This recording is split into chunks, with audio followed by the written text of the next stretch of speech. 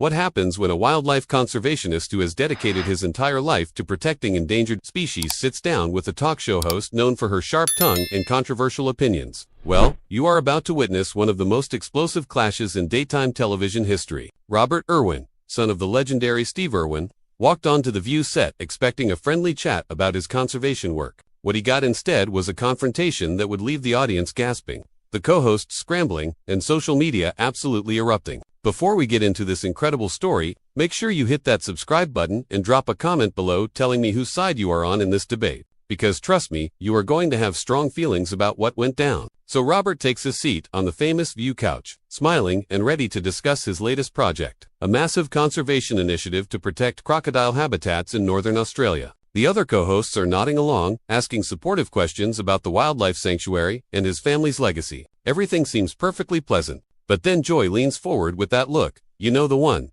and says, "Robert, I have to ask you something that has been bothering me. You travel the world talking about saving animals, but isn't it all just a bit performative? I mean, your family has made millions from putting animals on television." The studio goes quiet. You can feel the tension immediately. Robert's smile fades just slightly, but he keeps his composure. "Joy, with all due respect, my family has never exploited animals for profit. Every dollar we have made has gone back into conservation efforts. We have saved thousands of acres of habitat and protected countless species from extinction." Joy waves her hand dismissively. "But you are still making money off of them, right? You are still the face of a brand that sells merchandise, that has TV deals. How is that different from a circus?" Now you can see Robert's jaw tighten. The other hosts look uncomfortable, glancing at each other like they know this is going somewhere they did not plan. Robert leans forward, his voice steady but firm. "A circus keeps animals in cages for entertainment. We rehabilitate injured wildlife. We educate millions of people about conservation, and we fight every single day against habitat destruction and poaching. If you cannot see the difference, then I question whether you have actually looked into what we do." Joy laughs, but it is not a friendly laugh. "Oh, I have looked into it. I have seen the TV shows, the photo ops with cute animals. It all looks very nice. But where is the real impact? Because from where I am sitting, it looks like you have built a career on your father's name." The audience gasps. One of the other co-hosts tries to jump in, saying something about how Robert has done incredible work in his own right. But Joy talks right over her. No, I want to hear his answer. "Robert, tell us, what have you personally accomplished that does not involve a camera crew?" Robert's face is red now, not from embarrassment, but from barely contained frustration. "You want to know what I have personally accomplished? I have worked with governments to pass legislation protecting endangered species. I have funded anti-poaching units in Africa. I have been bitten, stung, and nearly killed more times than I can count because I actually get my hands dirty doing this work. And yes, I use media as a tool because that is how you reach people. That is how you change minds and raise the funds needed to do this work on a massive scale." Joy smirks. "So you admit it is about the money. It is about using resources effectively." Robert shoots back, his voice rising slightly. "Do you know how much it costs to buy land for conservation? Do you know how much it costs to hire rangers, to build facilities, to rescue animals from illegal wildlife trade? We are talking millions of dollars. You cannot do this work by passing around a collection plate. You need major funding, and yes, that means building a brand that people trust and support." Joy leans back in her chair, clearly enjoying getting under his skin. "But here is what I do not understand. You say you care about animals, but you are constantly handling them, picking them up, moving them around for the camera. Is not that stressing them out? Is not that putting your need for content above their well-being?" Robert's eyes flash with genuine anger. "Now, every single animal interaction you see on our programs is done under strict ethical guidelines. We work with veterinarians, animal behaviorists, and wildlife experts. We never, and I mean never, put an animal in a situation that causes it harm or distress. The animals you see are either rescues being rehabilitated, educational ambassadors who are accustomed to human interaction, or wild animals being documented in their natural habitat with minimal interference. But you are still interfering." Joy presses. "You are still in their space, and if we were not in their space documenting their existence, people like you would not even know they are disappearing." Robert counters sharply. "You want to talk about interference? Let us talk about the real interference. Habitat destruction, climate change, illegal poaching. Those are the things killing animals by the thousands every single day. My family's work is about showing people what we stand to lose and giving them a reason to care enough to do something about it." Joy shakes her head. "I just think there is something troubling about making entertainment out of conservation. It feels exploitative." Robert stands up slightly in his seat, clearly done with playing nice. "You know what I find troubling, Joy? Sitting in an air-conditioned studio in New York City, criticizing people who are actually out in the field doing the hard work while you have probably never spent a single day of your life in a wildlife reserve or seen firsthand what happens when a species goes extinct. The audience erupts in mixed reactions. Some people are clapping, others are gasping, and the co-hosts are trying to regain control of the situation. Joy's face goes from smug to shocked in about half a second. She clearly did not expect Robert to come back at her that hard. One of the other co-hosts tries to step in, saying they should take a breath and reset the conversation. But Joy is not having it. She sits up straighter, her voice getting sharper. "Excuse me, but I have been an advocate for plenty of causes. You do not get to come on this show and tell me I have not done anything meaningful." Robert does not back down an inch. "I am not saying you have not advocated for causes. I am saying you are sitting here attacking someone who has dedicated their entire existence to conservation work, and you are doing it from a position of complete comfort. You have never had to pull a snake hook out of your bag at 3 in the morning to rescue a python from a flooded area. You have never had to explain to a community why protecting a crocodile habitat matters more than developing it for profit. You have never held a dying animal in your hands and known that if you do not raise enough money, dozens more will die just like it." The studio is electric now. You can hear people murmuring, some nodding in agreement, others looking scandalized. Joy tries to laugh it off. "Well, we cannot all be crocodile hunters. Robert, my father was not a hunter, he was a conservationist," Robert snaps. And you can hear the emotion creeping into his voice now. And using that term shows exactly how little you understand about what he stood for and what I stand for. Hunters kill for sport or trophy. We dedicate our lives to keeping animals alive. There is a massive difference, and the fact that you just used that word tells me everything I need to know about how seriously you have taken this conversation. Joy's co-hosts are exchanging worried glances. One of them tries again to redirect, asking Robert about a specific project, but Joy cuts her off. "No, I want to address this. Robert, you are getting very defensive, and I think it is because deep down you know there is some truth to what I am saying. You benefit from animal content. That is just a fact." Robert laughs, but it is a bitter sound. "You want to talk about benefiting from content? You are a talk show host. You make a living off of controversial opinions and stirring up drama. Should we question whether your advocacy is genuine, or are you just using social issues to boost ratings? Because that seems like a fair question if we are applying your logic." The audience goes wild. Some people are cheering, others are booing, and Joy's face is turning red now too. That is completely different, and you know it. "How is it different?" Robert demands. "You use a platform to push messages. I use a platform to push messages. The difference is, my message is about saving species from extinction, and your message today seems to be about tearing down someone who is trying to do good work. So please, explain to me how that is different."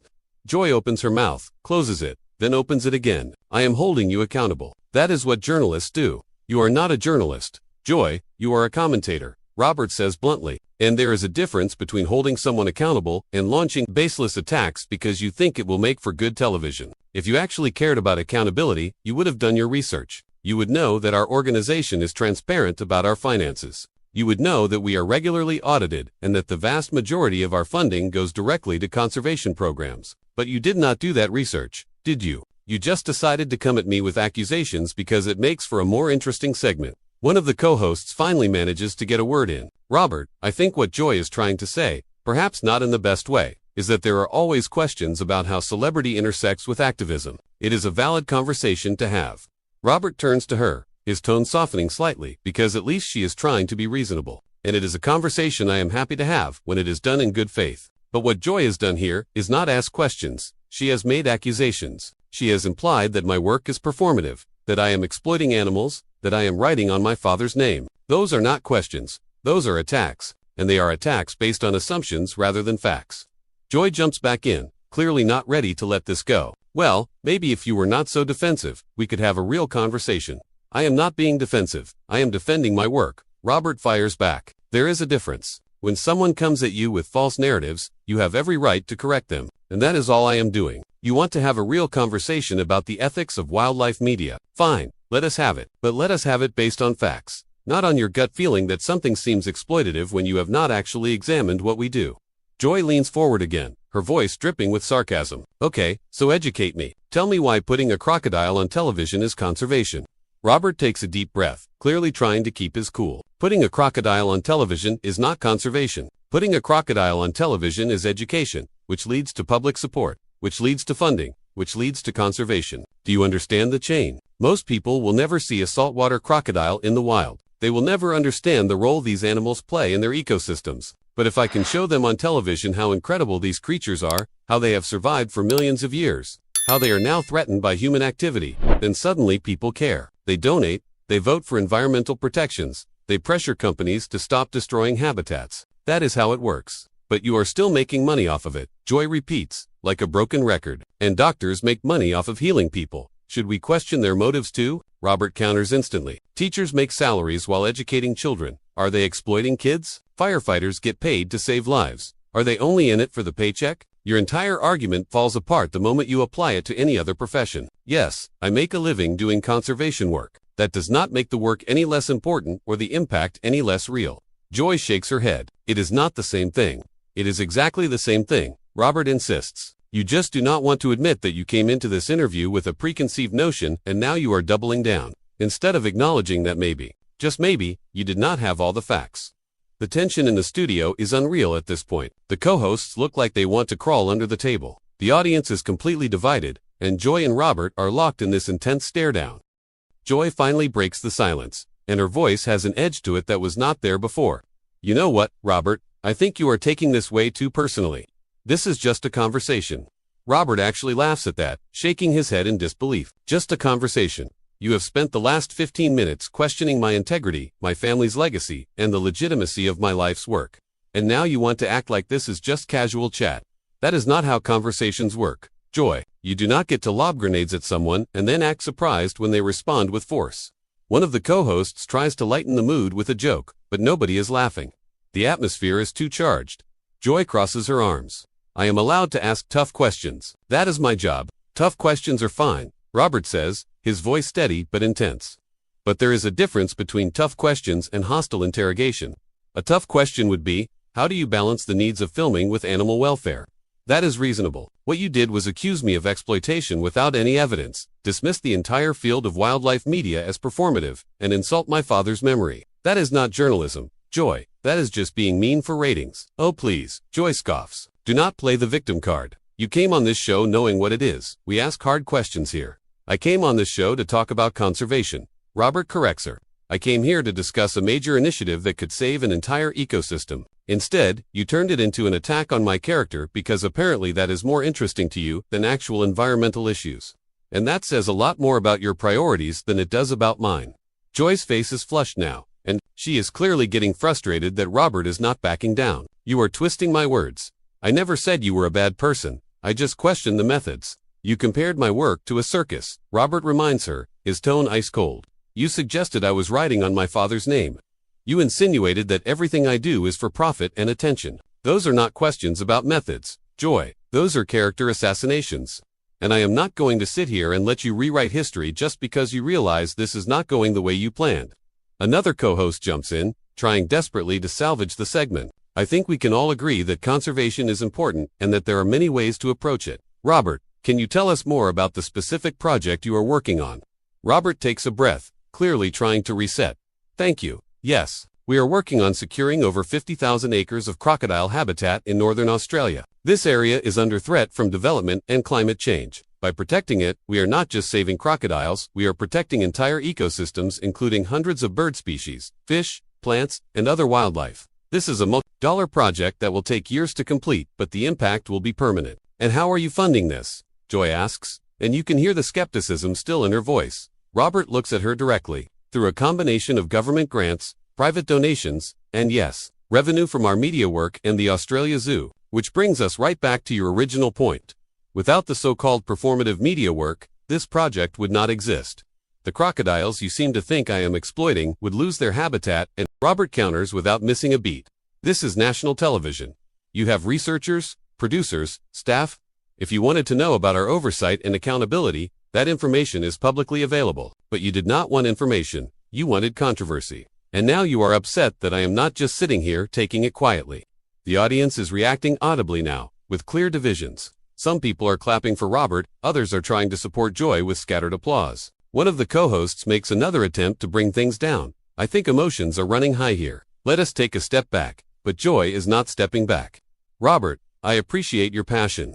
But I think you need to understand that not everyone is going to celebrate your work uncritically. Some of us have legitimate concerns. Concerns based on what? Robert demands. Based on actually examining my work, or based on a gut feeling? Because from where I am sitting, you have not presented a single specific example of something I have done wrong. You have just made broad accusations about wildlife media in general and applied them to me. That is not legitimate criticism, that is lazy thinking. Joy's mouth drops open. Lazy thinking. Are you seriously calling me lazy? I am calling your argument lazy, Robert clarifies. There is a difference. You are clearly an intelligent person, Joy, which is why it is so frustrating that you came into this with such a surface-level take. Wildlife conservation is complex. The ethics of media in conservation is complex, but you reduced it to a soundbite about exploitation and profit, and that does a disservice to everyone who is actually trying to navigate these issues thoughtfully. I do not have to sit here and be lectured by you, Joy says, her voice rising, and I do not have to sit here and be slandered by you, Robert responds, matching her energy. But here we are. You started this, Joy. You made the choice to go after me instead of having a genuine conversation about conservation. So do not act shocked that I am defending myself. One of the co-hosts physically puts her hand up between them. Okay, we need to bring this down. We are going to take a break. No, let us finish this, Joy insists. Robert, final question. Do you think you are above criticism? Robert looks at her steadily. Not at all. I think legitimate criticism is essential for growth. But what you have offered today is not criticism. It is cynicism. There is a difference between someone who asks hard questions because they want to understand and improve things, and someone who asks hard questions because they enjoy tearing people down. You have made it very clear which category you fall into. Joy starts to respond, but Robert keeps going. And the sad thing is, you could have used this platform to actually elevate the conversation about conservation. You could have asked me about the challenges we face, about innovative solutions, about how people at home can get involved. Instead, you chose to make it about my supposed moral failings because that is easier and more entertaining. But it is not helpful. It is not productive, and frankly, it is beneath what this show should be. The studio goes silent. Even Joy seems momentarily speechless. The other co-hosts are staring at Robert like they cannot quite believe what just happened. After what feels like an eternity of silence, Joy clears her throat. You can see her trying to regain control of the situation, but there is something different in her expression now. Maybe it is respect, maybe it is just shock, but the smugness from earlier is completely gone. Well, Robert, you certainly know how to make your point. I learned from the best, Robert says, and there is a weight to those words that everyone understands. He is talking about his father, and suddenly, the energy in the room shifts slightly. My dad taught me that if you believe in something, you fight for it. You do not back down just because someone with a big platform tries to intimidate you. And you definitely do not let misinformation go unchallenged. Because silence is how good work gets buried under bad narratives. One of the co-hosts, sensing an opportunity to end this on a somewhat positive note, leans in. Robert, I think we can all see how passionate you are about this. What would you say to young people who want to get involved in conservation but do not know where to start? Robert's entire demeanor changes when he addresses this question. The anger melts away and you can see the educator come out. Start local. You do not need to go to Australia or Africa to make a difference. Find out what species in your area are threatened. Volunteer at a wildlife rescue center. Support organizations that are doing real work. And most importantly, educate yourself. Learn about ecosystems, about the interconnectedness of species, about why conservation matters. Because the more you know, the more effectively you can advocate for change. Joy, perhaps feeling like she needs to salvage something from this interview, jumps in. And I suppose you would say they should watch your shows and follow your social media. There it is again, that subtle jab, that insinuation that it is all about self. But Robert does not take the bait this time. He just looks at her calmly and says, if they want to, sure. But there are hundreds of incredible conservationists doing amazing work around the world. Follow them too. Read scientific journals. Watch documentaries from different organizations. The point is not to follow me specifically, the point is to engage with conservation in whatever way resonates with you. I am just one voice in a much larger movement. You can see Joy was not expecting that answer. She was clearly hoping he would jump at the chance to promote himself so she could pounce on it. Instead, Robert completely deflated her trap. Another co-host smiles, genuinely this time. That is a great answer. And for what it is worth, Robert, I think the work you and your family do is incredible. My kids have grown up watching your programs and they are so passionate about animals because of it. Thank you, Robert says warmly. That means everything. Because that is exactly what we are trying to do. We are trying to create a generation of people who care about the natural world, who understand that we are all connected to it and who will fight to protect it. If your kids care about animals, then we have succeeded. Joy shifts in her seat, and you can tell she is trying to figure out how to wrap this up without looking like she completely lost the exchange. Well, Robert, I think we can agree to disagree on some points. Robert tilts his head slightly. Can we though? Because I do not think we actually disagree on the fundamental issue. I think you care about animals. Joy, I think you care about ethics and accountability. We just have very different ideas about what those things look like in practice. And maybe that is okay. Maybe the conversation itself is valuable, even when it gets heated. It is a gracious out, and you can see Joy considering whether to take it. Finally, she nods. Fair enough. I appreciate you coming on and not just giving us the standard talking points. You certainly kept it interesting. That is one way to put it, Robert says with a slight smile, and there is a ripple of laughter through the audience. The tension breaks just a little bit. One of the co-hosts takes the opportunity to wrap things up. Robert Irwin, everyone, you can follow his conservation work and catch his programs on all the usual platforms. Thank you for being here. Robert stands, shakes hands with the co-hosts, and even offers his hand to Joy. She takes it,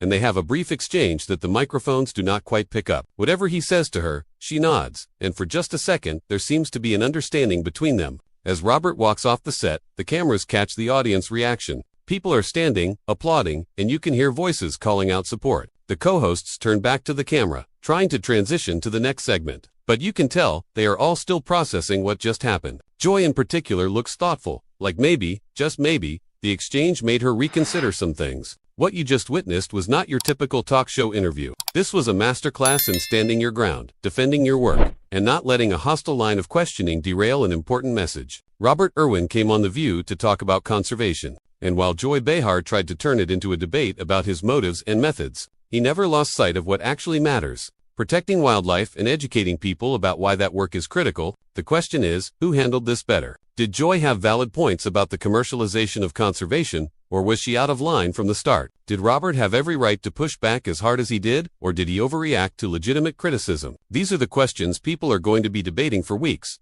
and honestly, that is probably a good thing. Because whether you agree with how this conversation went down or not, it got people talking about conservation, about media ethics, about how we fund important work in the modern age. What is undeniable is that Robert Irwin proved he is not just coasting on his family name. He showed up, he defended his work with facts and passion, and he did not let anyone diminish the importance of what he does. Love him or hate him after watching this, you cannot say he is not committed. So here is what I want to know from you. Do you think Joy was right to question Robert's methods, or do you think she crossed the line? Make sure you hit that subscribe button and drop a comment below, letting me know. Do you think Robert Irwin was justified